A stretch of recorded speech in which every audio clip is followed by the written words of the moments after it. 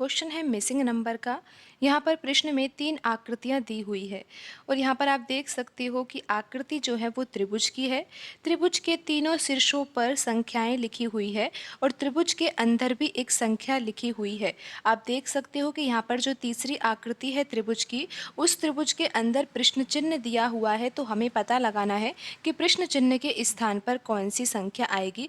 तो आइए सबसे पहले तो हम यहाँ पर पैटर्न को समझते हैं।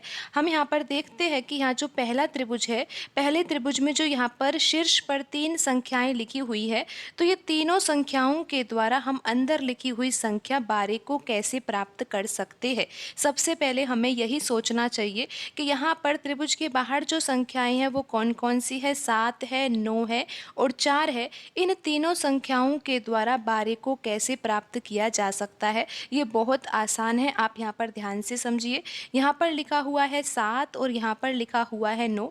अगर 7 और 9 को जोड़ा जाता है तो कितना आता है? 16 आता है। अब आप यहाँ पर देख ही सकते हो कि यहाँ पर 12 लिखा हुआ है, लेकिन यहाँ पर इस तीसरी संख्या का भी तो हमें यूज लेना है। तो हम क्या करेंगे? 16 में से 4 घटा देंगे तो कितना आ जाएगा? 12 आ जाएगा। आप यहाँ पर ध्यान से समझिए, पैटर्न तो बिल्कुल आसान है। करना ही क्या है, यहाँ पर 7 और 9 को तो हमें जोड़ना है। 7 प्लस 9 करेंगे तो 16 आ जाएगा और फिर 16 में से हमें 4 घटा देना है, जिससे कि यहाँ पर 12 आ जाएगा और 12 त्रिभुज के अंदर लिखी हुई संख्या है। अब हम यही पैटर्न यहाँ पर दूसरे त्रिभुज में जो संख्याएं लिखी हुई है, उन संख्याओं में भी हम यही पैटर्न लगाएंगे और जांचते हैं कि ये पैटर्न यहाँ पर सही है भी या नहीं। तो यहाँ पर करना क्या है, जिस प्रकार हमने यहाँ पर 7 और 9 को जोड़ा था, तो यहाँ पर हम 1 और 4 को जोड़ेंगे तो 1 प्लस 4 कितना होगा? 5 होगा। फिर हमने क्या किया था, यहाँ पर योगफल कितना आया था? 16 आया था। 7 और 9 को जोड़ा गया था तो 16 आया था। तो 16 में से हमने 4 घटाया था, तब जाकर यहाँ पर 12 आया था। तो यहाँ पर 1 और 4 को जोड़ने पर 5 आ गया है। 5 में से हम 1 घटाएंगे तो कितना आ जाएगा? 4 आ जाएगा। तो ये पैटर्न बिल्कुल सही है। 4 यहाँ पर त्रिभुज के अंदर संख्या लिखी हुई है।